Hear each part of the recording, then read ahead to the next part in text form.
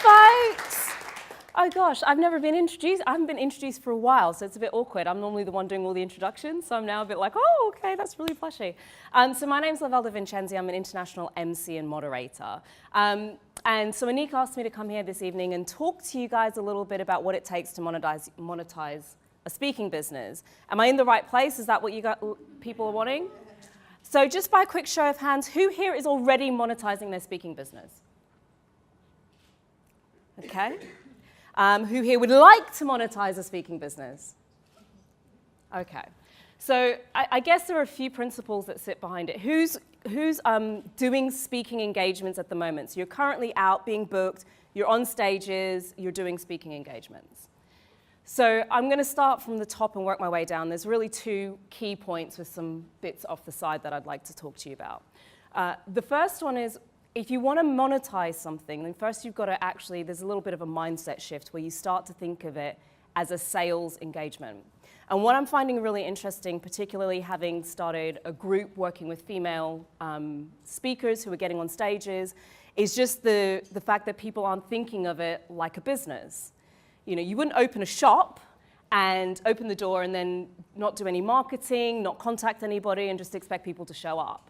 But somehow when it comes to speaking, it's like, oh, it's just recommendations. And recommendations are brilliant. And it's a really great foundation to say that somebody's recommending you. However, if you're wanting to really make it big on stages, I'm telling you, recommendations is not going to be enough. You've got to start really thinking of it like a speaking business. And that means that you have to do sales. And so for some people, the immediate thought when I say, well, this means you're selling, is like, oh, not me. Anybody have that like icky feeling around sales? It's like, oh, I don't want to do it. It feels really uncomfortable. Okay, so my full-time job is sales. But I actually work as an account manager, which means that what I'm doing is relationship selling. And I think where a lot of people start to get uncomfortable around sales is thinking that the selling has got to be this like pushy thing, where you're like, I'm going out and I'm contacting people. And there's a degree of that. But the easier side is what relationships are in place at the moment that you're not nurturing. So here's a quick and easy one. You've got a speaking engagement booked. How do you leverage that engagement? Are you using it on your social media consistently leading up to the gig? So are you telling people, I'm preparing, look at me? Because here's a really funny thing. When I started emceeing, I probably did about 3 or 4 gigs during the whole year. And every time I met up with people, because I was like uber excited that I'd done this gig, so I was all over social media like, oh my God, I'm here and it's really cool. And because I'd done that a few times, people hadn't really connected the dots. What they remembered was, she's doing a lot of talking on stages. So I'd meet with people like 6 months later and they go, oh my gosh, there's this amazing thing happening. And I'd forget about it because it had happened so long ago. But it was that consistent input onto my feed that started to get people thinking, oh, that's something she does. So there's a quick one. You've got a speaking engagement, leverage it.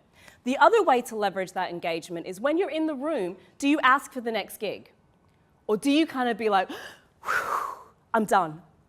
Thank God I got through it. I'm out the door. Hurrah.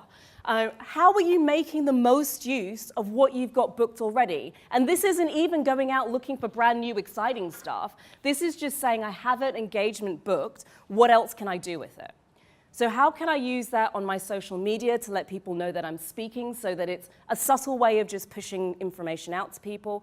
How do I use the event organizer I've connected with, deepen that relationship to make more introductions to new relationships? Event organizers know event organizers, like plumbers know plumbers, electricians know electricians. They just know each other. They kind of, speakers know speakers. Have you asked the organizer if they know anybody else who's looking for speakers? They will, I can guarantee you they will. And so these are some small things that we miss because we're so terrified of selling that we don't even pick up some of these small things. The other thing Anik mentioned earlier is footage and the importance of being able to demonstrate what you've done. So when I'm speaking to people about speaking on stages, I have 3 Ps. The first one's your presentation, and that's really about actually how powerful are you on the stage? Do you have a decent message to deliver? Can you use your voice, your tonation, is the way that you're standing congruent? Do you actually have a skill in sharing a message? That's first and foremost. Secondly is proof. And proof is, would you hire a wedding singer or a wedding band without having seen them for yourself? Anybody? No, but they're really good. I'm telling you, they're amazing. Are you going to hire them? So why on earth do you think somebody's going to hire you as a speaker just because you tell them you speak on something? Isn't it the same thing? You're doing something that's entertaining, that's uplifting. You're presenting a message in a style that only you can present it in. And not everybody's the right fit for an event.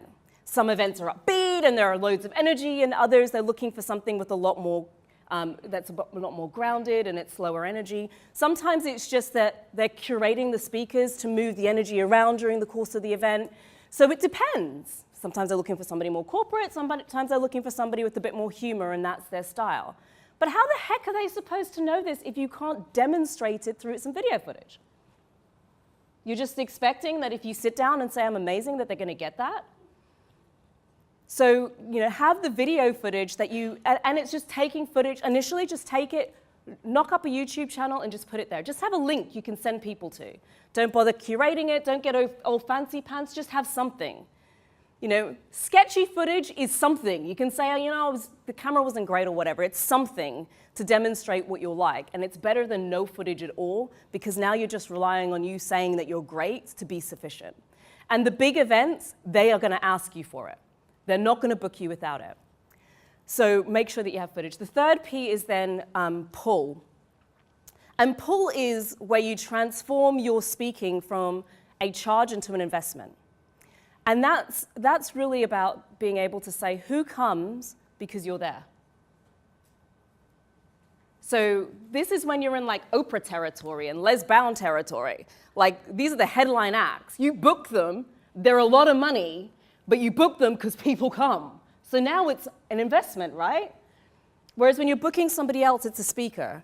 And you've kind of got to weigh that up, and it's a little bit different. And often, if you're really wanting to go big in this, one of the ways that you monetize is who can you then say, look, if I come along, these other people come with me.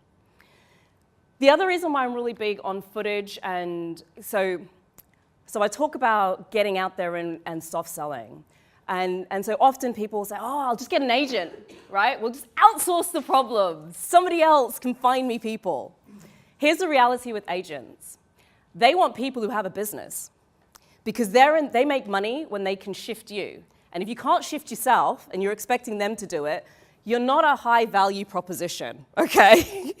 You'll just work, right? Whereas if you come and you say, I'm overbooked, I've got a line of people, and I can't deal with all of this. It's too much work. Snap you up in a heartbeat. Agents aren't looking for they're not looking for speaker businesses to build, okay?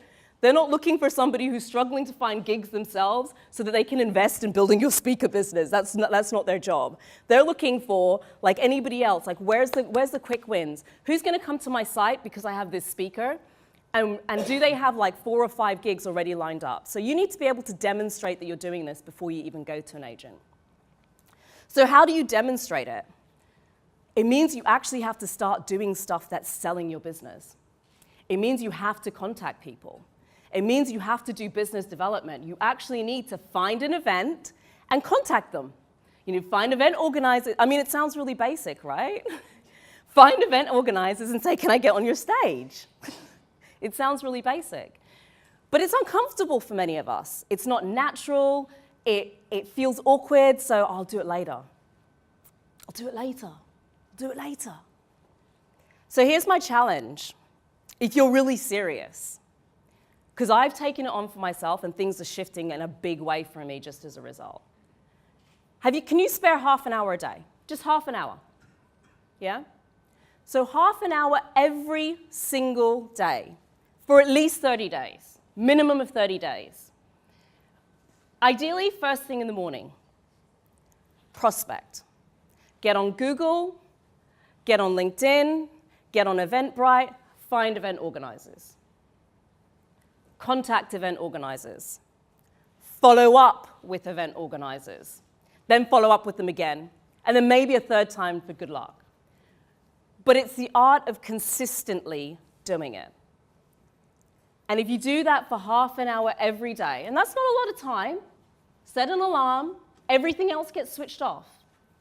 But for half an hour every single day, I invite you, if you're really serious about monetizing your business, to make time to make the connections and do the business development to make it a reality. Thank you. Am I to time?